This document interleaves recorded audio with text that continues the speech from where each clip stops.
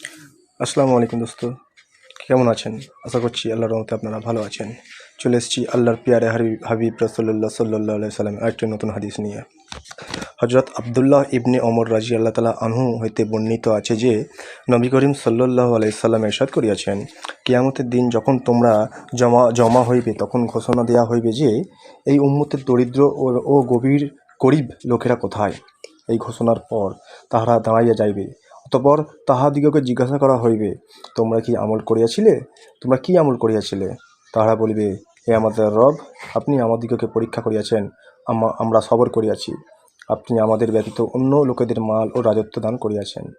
আল্লাহ তাআলা বলিবেন, তোমরা সত্য বলিতেছ।